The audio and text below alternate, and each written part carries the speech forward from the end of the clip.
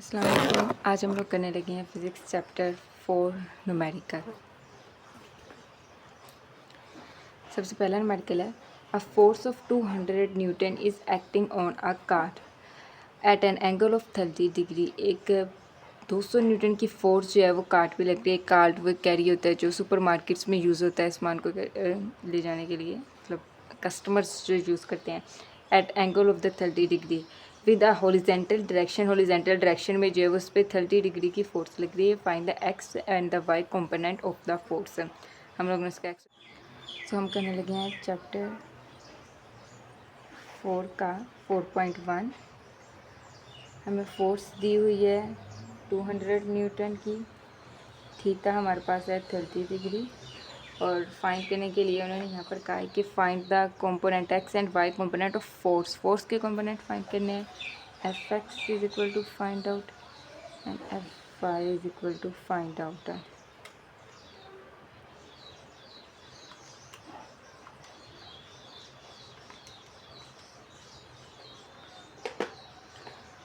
तो यहाँ पर हमारे पास जो एफ एक्स है उसके लिए फॉर्मूला है F is equal to cos theta, और जो y है उसके लिए F is equal to F sine theta. तो एफ एक्स फोर्स हमारे पास 200 है, कोस वैसे ही आ जाएगा। थीटा हमारे पास एंगल जो है वो 30 है। तो कैलकुलेटर पे ये कोस है, कोस को प्लस करना है और बाद में एंगल टाइप कर देना है 30 cos angle 30 which is equal to यहाँ पर 0.866 आ जाएगा। वैल्यूज़ आगे चलती जा रही हैं लेकिन 0.66 लिखते हैं क्योंकि उसके आगे 0 आ गया है, बस यहीं तक ही चाहिए हमें। तो F X is equal to 200 multiply वाला 0.866 से वैल्यूज़ को आपस में मल्टीप्लाई कर दें तो हमारे पास एफ एक्स जो है वो आ जाएगा 173.2 और साथ में फोर्स का यूनिट जो कि है न्यूटन। एफ वाई जो है वो हमारे पास है, एफ फोर्स हमारे पास 200 न्यूटन ही है। साइन थीटा हमारे पास 30 था। ये साइन का बटन है, साइन 30 एंगल को प्रेस करेंगे, साइन 30 इज इक्वल 0.5 हमारे पास जो है इसका आंसर आ जाएगा। तो 200 मल्टीप्लाई 0.5 इसको मल्टीप्लाई कर देंगे 200 से तो हमारे पास जो फोर्स है वो आ जाएगी 100 न्यूटन। तो ये हो गया हमारे पास 4.1। आगे 4.2 देखें। A force of 300 newton is applied perpendicular at the knob of the door. ये जो है ना, ये वाला जो डोर का हैंडल होता है जिससे हम डोर को खोलते हैं उसको डोर की नोब कहते हैं। तो वो कह रहे हैं कि इसके ऊपर जो है वो 300 न्यूटन की फोर्स अप्लाई की जा रही है डोर को ओपन करने के लिए, टू ओपन द डोर, जो फिगर में दिखाया गया है। इन द गिवन फिगर अच्छा the knob is 1.2 away from the hinge. Hinge से ये वाले जो डोर के होती हैं, ये 3 लगे होते हैं ना डोर में, तो हमारा ये जो डोर का नोब है ये हिंज से 1.2 मीटर के दूरी पर है। तो इस दूरी को जो है हम इसे आर का नाम देंगे। ये आर होता है। What is the torque applied, what is the torque applied is the positive or the negative. हम लोगों ने टार्क फाइंड करना है। तो टार्क का फॉर्मूला है,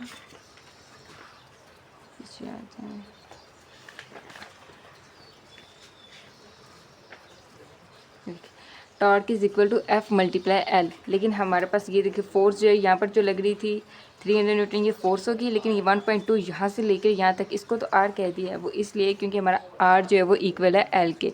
तो चाहे हम यहाँ पर आर लगाएं या एल लगाएं, दोनों एक ही होती है। जैसे हमारी फोर्स इक्वल होती है, एफ इक्वल है डब्ल्यू के, एस इक्वल है एच के, वैसे हमारा आर जो है वो इक्वल है एल के। तो यही फार्मूला लगेगा, एल की जगह हम आर लगा देंगे। 4.2 करते हैं। गिवन रहता है हमारे पास force is equal to 300 newton और हमें क्या बताया हुआ है, आर में बताया हुआ है जो कि है 1.2 मीटर, और हमने टॉर्क को फाइंड करना है, तो फाइंड आउट। और हमें ये भी बताना है कि इज़ इट पॉजिटिव और नेगेटिव।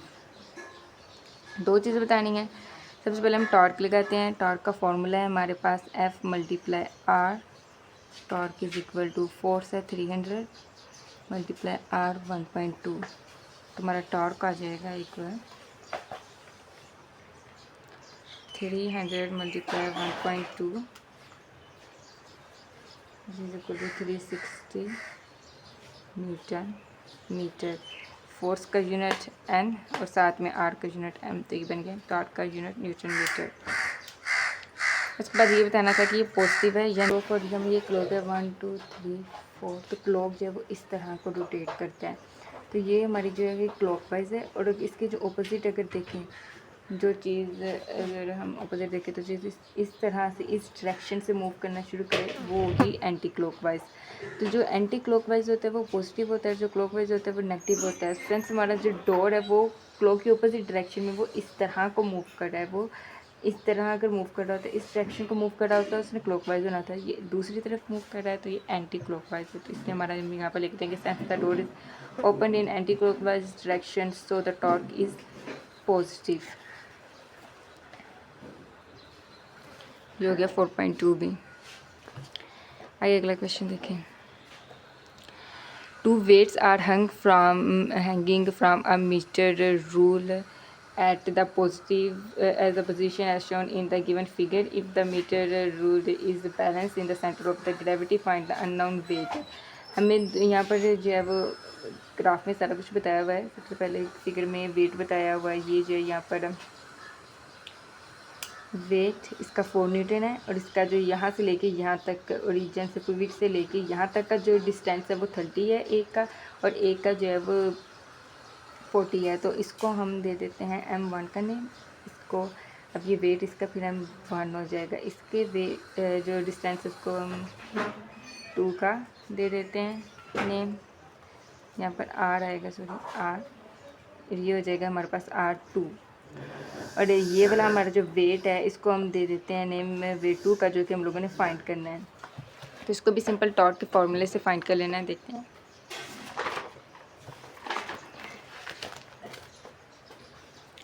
चलें जी, 4.3 है। इन्होंने हमें बताया हुआ है कि हमारे पास दो फिगर्स हैं।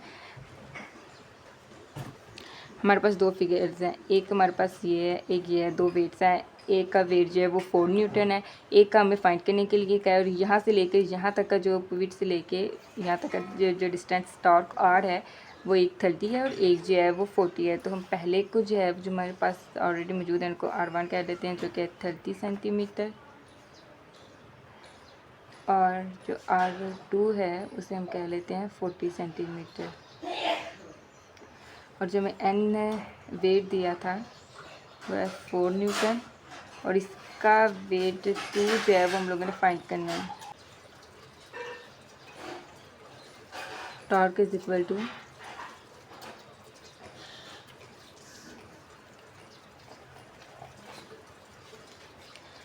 अभी ये यहाँ पर एक जो स्केल है ये एक नीचे की तरफ मूव करेगा, एक ऊपर की तरफ, यानी कि एक एंटी क्लॉकवाइज डायरेक्शन में मूव करेगा और एक जो है वो क्लॉकवाइज की डायरेक्शन में मूव करेगा। तो हमारे पास जो इसका फॉर्मूला है कि हम कहते हैं कि clockwise is equal to anti clockwise, यानी कि हमारा जो टॉर्क 1 है वो इक्वल होगा टॉर्क 2 के। तो टॉर्क का फॉर्मूला हमारे पास क्या है, F मल्टीप्लाई R। ये हमारे पास जो है टॉर्क का फॉर्मूला है। चूँकि हमारा जो W है वो इक्वल होता है F के, तो हम यहाँ पर जो है वो F की जगह W भी लिख सकते हैं, WR। यहाँ पर W मल्टीप्लाई R। अभी हमारे पास जो R है वो सेंटीमीटर में, लेकिन ये मीटर में होना चाहिए। तो इसे मीटर में कन्वर्ट करने के लिए 100 के साथ डिवाइड कर देंगे। 30 डिवाइडेड बाई 100 0.3। 40 को भी ऐसे ही कन्वर्ट कर देंगे, 0.4 आ जाएगा, मीटर आ जाएगा। अब ये R दोनों हमारे पास वैल्यूज़ को पुट करें। वेट जो हमें यहाँ पर अभी हम फार्मूला बना लेते हैं। यहाँ पर इसे कह लें 1, और ये भी 1, ये 2 और ये भी 2। हमें वेट 2 फाइंड करना है। तो ये इधर इसके साथ मल्टीप्लाई हो रहा है, जब दूसरी तरफ जाएगा तो वो डिवाइड हो जाएगा इनके साथ, WR2 आ जाएगा और हम लोगों ने ये फाइंड करना था। तो वैल्यूज़ का ऐड करें, W2 is equal to W1 हमारे पास 4 है और 30 जो था 0.3 जो था वो ये आ जाएगा और आगे R2 जो था वो 0.4 था। तो 4 को मल्टीप्लाई करेंगे 0.3 से 1.2 आ जाएगा। W2 is equal to 1.2 divided by 0.4 से इसे डिवाइड कर देंगे, which is equal to 3 newton. तो हमारा जो दूसरा वज़न है जो भी मैस उधर लटका हुआ था उसका जो मैस होगा वो होगा हमारे पास 3 न्यूटन। ठीक है जी, बस ये वाला जो है वो आप लोगों ने याद रखना है। एक टॉर्क का फॉर्मूला है और हमारे पास जो एंटी क्लॉकवाइज और क्लॉकवाइज ये दोनों जो है वो एक दूसरे इक्वल होते हैं। ये यहाँ पर इस तरह की, ये देखें, इसमें प्रिंसिपल ऑफ मोमेंटम वाले जो टॉपिक इसमें अच्छी तरह से इस सारे को जो है वो एक्सप्लेन किया हुआ है, तो आप लोग इसे देख लीजिएगा, सब कुछ अच्छी तरह से है। यहाँ पर भी ये लिखा है W1 W+3। अब ये यहाँ से और यहाँ तक को देखें, ये एक है और ये एक है, is equal to total anti clockwise and clockwise momentum equal. ये दोनों जो हैं वो एक दूसरे के इक्वल होते हैं, क्लॉकवाइज और एंटी क्लॉकवाइज एक दूसरे के इक्वल हैं, इसीलिए हम लोगों ने इसे जो है वो यूज़ किया था। आगे 4.4 देखें, सीसा इस बैलेंस, सीसा वही जो पीछे ये वाला झूला बना हुआ था, ऑलमोस्ट इसी तरह का एक झूला होता है जिसकी एक साइड पे यहाँ पर हम बैठ के झूले लेते हैं। सीसा is balanced with 2 children sitting near either and. दोनों जो है वो उसके एंड पे खड़े हैं। फॉर एग्जांपल ये जो है यहाँ पर झूला है, ये दरमियान में जो उसका पिवट पॉइंट होता है, यहाँ पर एक बच्चा बैठा हुआ है, एक बच्चा यहाँ पर बैठा हुआ है।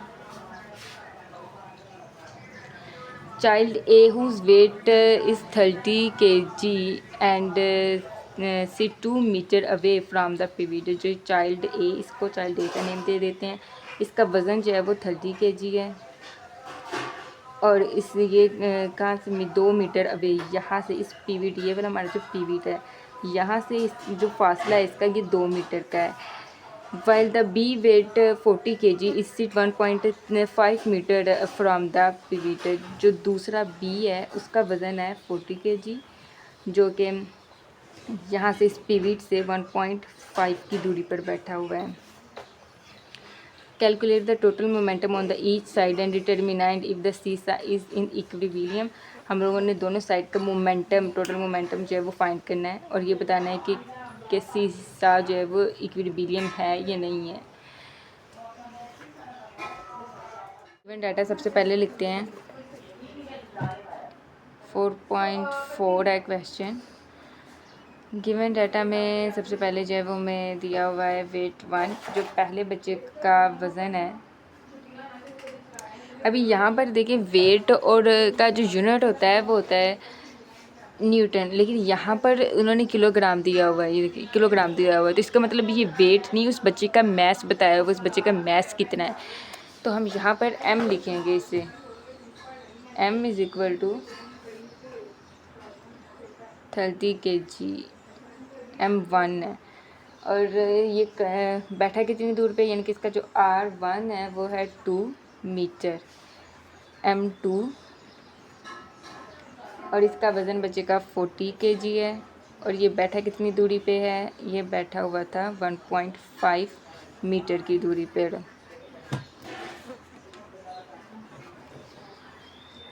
तो चलें आगे देखते हैं। आगे हमें fine calculate the total momentum of the each side and determined. हमने दोनों साइड का जो है वो मोमेंटम फाइंड करना है, यानी कि हमें दोनों साइड का टोटल मोमेंटम फाइंड करना है, यानी कि टॉर्क जो है वो दोनों साइड्स का फाइंड करना है। तो टॉर्क 1 पहले फाइंड कर लेते हैं। Torque 1 is equal to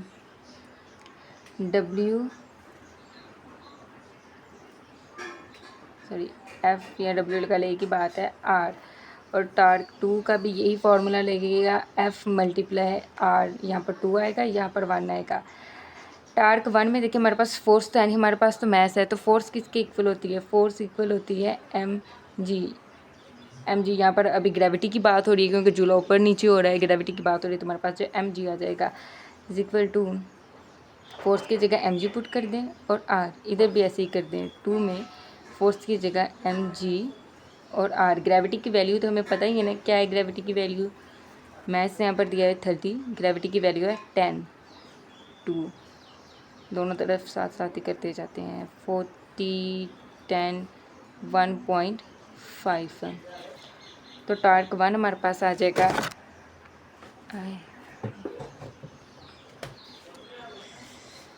30 multiply 10 multiply 2 600। तो टार्क का हम यहाँ पर यूनिट जो है वो हमारे पास आ जाएगा न्यूटन में।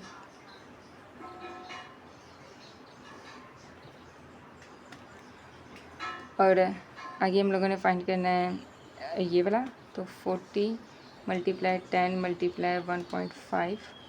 तो इसका भी आंसर हमारे पास T2 जो है वो 600 आ जाएगा। तो दोनों जो है 600 है।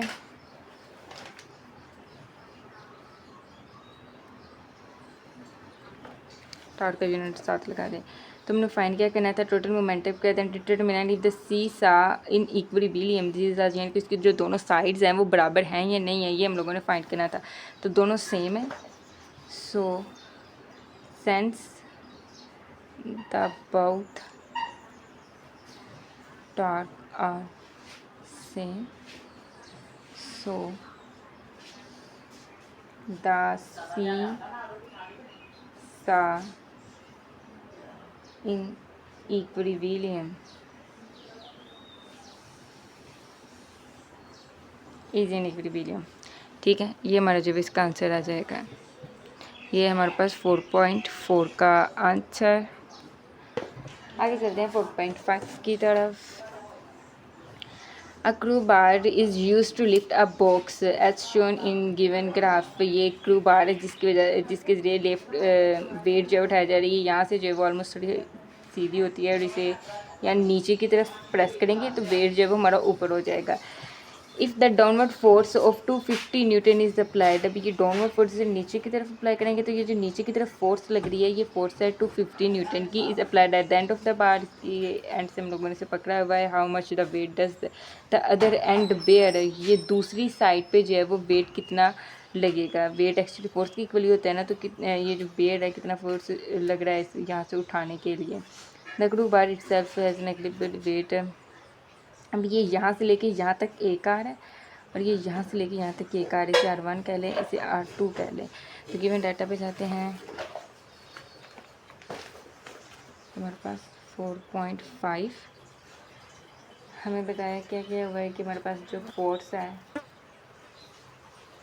अच्छा पहले लिख लेते हैं फोर्स F1 जो बताई हुई, इसे F1 कहते हैं, जो कि 250 और जो पहली थी वो है 30 सेंटीमीटर। अब ये सेंटीमीटर है तो इसको फिर मीटर में कन्वर्ट करना पड़ेगा। तो मीटर में कन्वर्ट करने के लिए हम 30 को डिवाइड कर देंगे 100 पे, तो हमारे पास आंसर आ जाएगा R1 is equal to 0.3 metre. F2 is equal to, अभी फोर्स जो दूसरी है वो हमें फाइंड करने के लिए कहा हुआ है और साथ में जो यहाँ से लेकर इसका जो R था तो वो है 5 सेंटीमीटर। तो इसको भी मीटर में कन्वर्ट कर दें, 0.05 मीटर।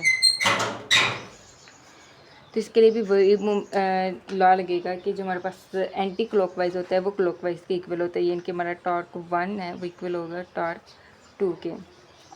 तो टॉर्क 1 में हमारे पास फॉर्मूला लगेगा F multiply R11 is equal to F2 multiply R2। अभी हम लोगों ने फाइंड क्या करना है, F2 को फाइंड करना है। F2 इधर रहने दे, ये इसके साथ मल्टीप्लाई हो रहा है, दूसरी तरफ जाएगा तो खुद ही डिवाइड हो जाएगा।